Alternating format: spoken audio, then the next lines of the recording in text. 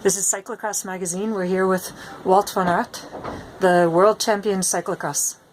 What was your first thought when you crossed the finish line a couple of weeks ago? There were a lot of emotions going through my head. It was a tough period before the World Championships, and when I crossed the finish line, I really enjoyed that moment. I was directly with my family and all the people of the team, so this very nice moment.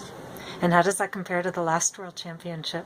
Well, it's different because you already know what it is to become world champion, and last year was more exciting and more surprising because it was the first time. So now it was more easy and more enjoy without really a lot of screaming or something. So it was different, but in the end it's the same beauty, the same beautiness of the victory. I saw videos of you and on the TV program, and it showed you working really hard on your physical, like you said. Knowing that you may not be ready physically, did you work a little bit more on your mental preparation? I heard that you have a mental coach.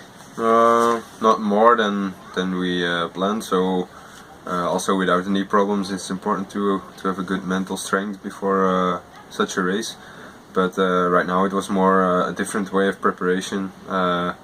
We try to not think about preparation and try to start this race with an open mind and just go all out for 1 hour and let's see what's happening without expectations. And when you have a good preparation and you feel really good, you always have expectations, and sometimes it's better to have not. That's true. I assumed you also gave a lot of effort, from what I hear from Niels Albert, that you gave a lot of effort to your mechanical preparation, because it is still a mechanical sport. Mm-hmm. Your tires, for instance, everybody's talking about the tires. How did it come about that you opted for the green tires? It's an idea of Niels. He know these tires from his youth when he came into cyclocross as a young rider. This was a very popular tire, but afterwards there came new tires who were a lot more soft, and they have a lot less resistance. So everybody was forgotten about the old green tires, who are very stiff and have a lot of resistance when you're riding through the mud. But it's still a good tire for riding on snow and icy conditions. So we wanted to have this one for the case that the conditions were snowy.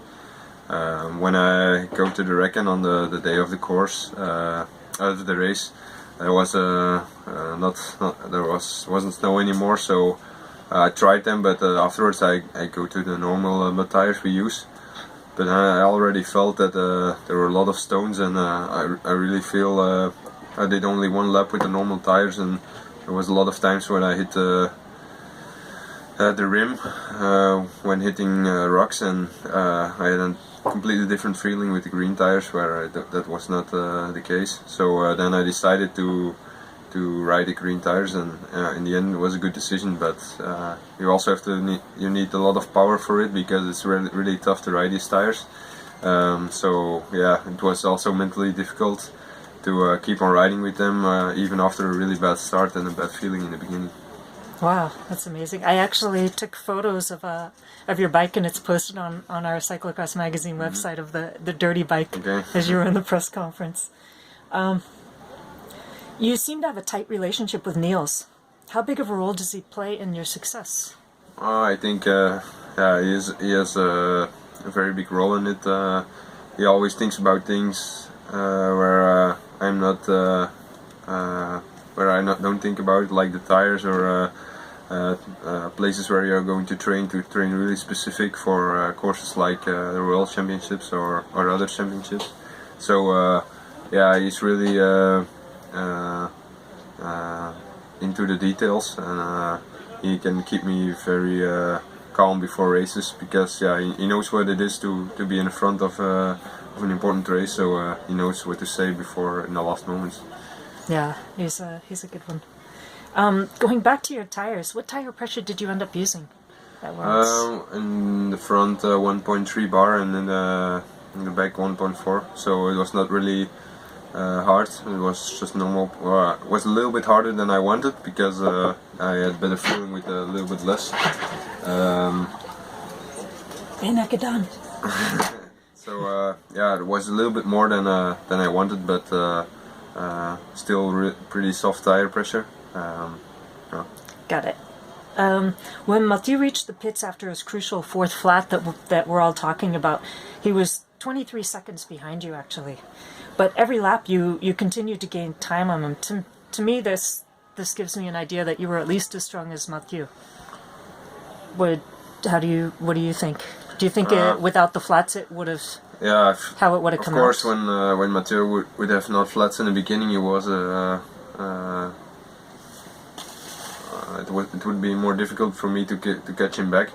But of course, I was also more in the back because I was riding tires which were not good for these conditions actually, because the resistance is very high.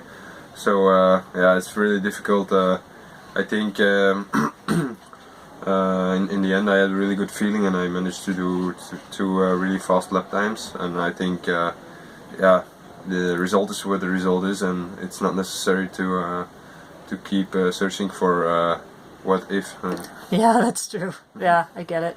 Just a lot of people were wondering what you thought about that. Another thing that people were wondering is the whole Gadu before Worlds. People were saying, but this is the course is designed by Mathieu van der Poel's dad, Adrie, and maybe it's not a fair race. Now that the race is actually ridden, how do you feel about that?